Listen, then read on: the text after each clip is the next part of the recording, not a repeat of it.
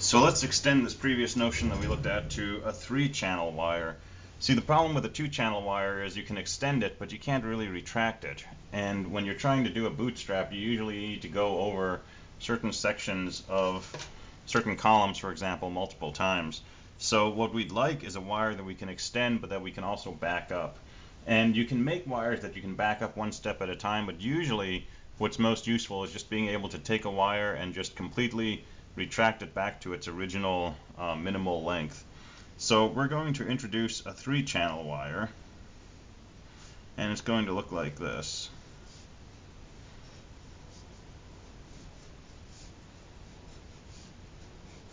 And there are different ways that you can configure these, different orientations of these channels, but I'll show you a typical one. This middle one might be the program channel, the bottom would be the control channel, and the top would be the break line. So again, this is the head of the wire.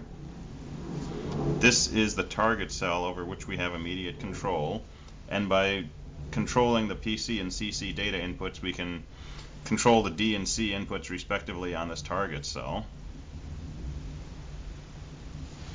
And this wire has the usual PC and CC configurations we've seen before, but with the added feature that there is a break line, and what this will do is take a D input from the west and pass it through to a series of D inputs.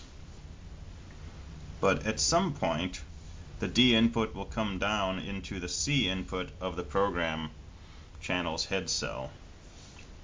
So if we set a wire up like this, we can continue to program new PC and CC cells and change the target to be some other location so we can control this cell's configuration and so on.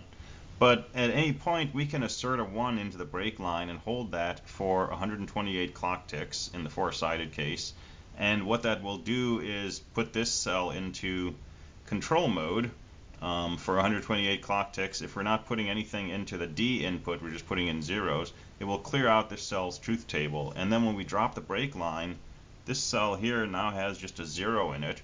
And in particular, we've destroyed that thing that used to have a feedback going down to the south that was coming back into the CC cell to deactivate this as the head cell. So by clearing out the PC at any point along the wire, we change that cell into the new target, and we revert the head back to the cell right before the one that was cleared out. So these become the head cells in this case.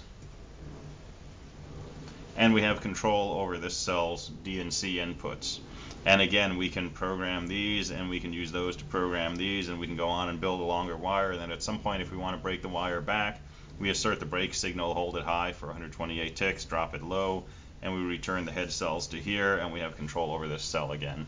So this is a useful paradigm when we want to do certain things over here to the right of this location, and then come back and do other things. In particular, it's an easy way to do a bootstrap. For example, if we wanted to configure these 3 sets of cells, we could simply extend our wire out to here, configure this cell to configure this one, and then configure this. That would give us some desired final configuration in these 2 cells. And then we assert a break signal, which brings our target cell back to here. We extend 2 times to give us control over this cell. We configure these 2. We break the wire. Now we extend once to give us control over these cells. We break the wire, and finally we just configure these 2 cells. And that lets us configure this 2x4 region using the single 3-channel wire. So just as an illustration of how we would describe this graphically,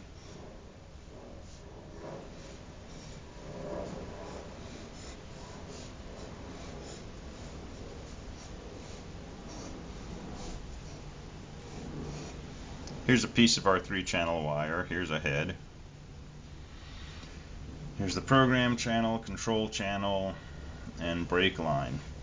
And the break wire has an active component on it, a point where the D input from the west actually drives the control input to the south.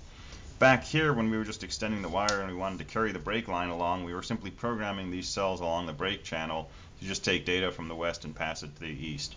And then at some point where we reach a place where we want to back the wire up to, we can put in this active element that takes D and sends it down to C. But for the basic extension of this 3-channel wire, we can use the following sequence. So a 3-wire extension. And it's going to take 5, nominally 6 steps. So step 1, we're going to set the control channel to 1 and the program channel to this. Something that takes data from the west, sends it to the north, and puts a 1 into the control south input of the northern cell. So step 1, we're configuring this cell, because this is the head of the wire, so this is the target cell. So step 1, we configure this, and what it's doing is it's saying, let's put this cell into control mode and take whatever data we send down the PC and load that into this cell. And again, that does not happen while the CC channel is asserted, because while the CC is equal to 1, this cell itself is in C mode, which means its C outputs are 0. So while we're configuring this, it's just a data cell. It's just being configured. It's not asserting any C outputs.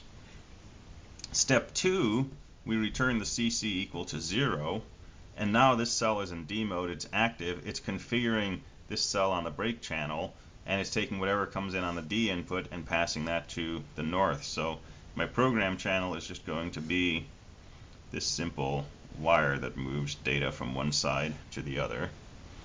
So step 2, this is being configured, and there's our final configuration. And then the last 4 steps are the same as what we used before. CC equals 1, PC equals, take data from the west, pass it to the south, and put a 1 into the control south output. So this gets configured in step 3. Step 4, control channel is 0, and our program channel is this usual control channel circuit with the 2 AND gates and the feedback path. So in step 4, we configure this, and that's the final configuration of that cell. And then in step 5, we set control channel to 1 and our PC channel to the thing that we actually want this cell to be, which is to take data, send it to the east from the west and the west from the east, and to put a 1 down into the feedback path, and to take data from the south and pass that into control. So this gets configured in step 5, and that's where it achieves its final configuration. And then in step 6, we just set CC to 0 and PC to 0. And there's our program for building an extension of this 3-channel wire. So again, this is just a graphical description of what we want to have happen in each of these steps, but it makes it very easy to see what's going on. We're configuring this cell, and then this, and then the middle cell, and the one below, and then the middle cell. And the check marks tell us where we have the final configuration of these cells, and the code over here, the program, tells us what we set the CC to and what we set the PC to. You'll notice the control channel generally alternates from one step to the next. That's not always going to happen, but that's the most common form that we have, at least for straightforward configuration sequences. But for more complex sequences, we'll find that this is not always the case. So that's an example of a 3-channel wire and a 6-step sequence that we can use for extending it.